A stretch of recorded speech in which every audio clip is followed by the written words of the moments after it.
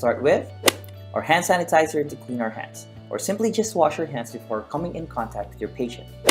Gloves. We need gloves because gastric contents are considered to be body fluids. Syringe. This equipment can be used to check for tube placement, to mix medications, or to flush the tube. Sterile or tap water to dilute our medications and to flush our tubes to maintain patency. Our pill crusher. This is to crush our medications. Litmus paper. This is to check for the tube placement. The paper should turn red or pink to indicate acidity of contents. And of course, our medications. Knock knock. Hello sir. Hello. My name is Ben. I'll be your nurse for tonight, okay? Could you tell me your name please? My name is Don Catalan, Okay, and can you tell me date of birth? 7/26/1988. Alright, very good. So tonight I will be giving you your medications. But before that, I have to check the placement of your NG tube. Sure. Alright? There's actually 3 ways to check for placements. The first and most accurate one is getting an X-ray. The second one is measuring the tube.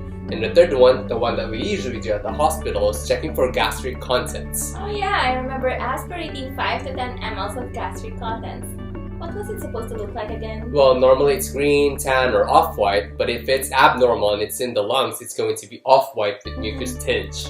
Right, and afterwards we check for pH. Normal gastric pH is less than 5.5, intestinal pH is greater than 7, and if it's in the airways, it's going to be 6 or greater.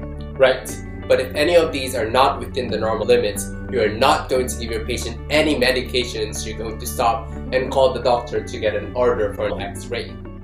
I'm going to aspirate some gastric contents from your NG tube. See what we can get.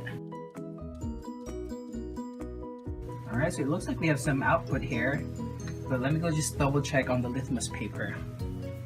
Just a little bit there. It turned pink, so it means we're good.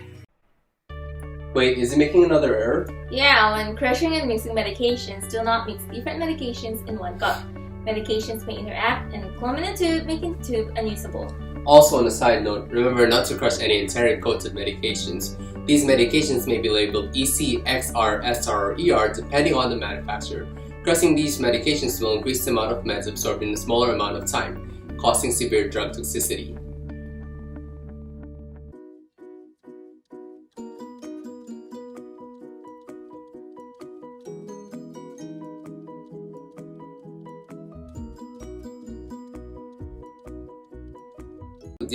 First, before administering medications, make sure that you increase your patient's head of bed at least 30 to 45 degrees to prevent aspiration.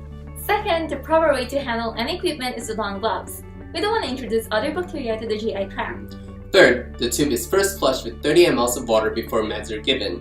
Then, in between medications, you flush the tube with 5 to 10 ml of water. After all medications are given, you're going to flush the tube once more with 30 to 60 ml of water.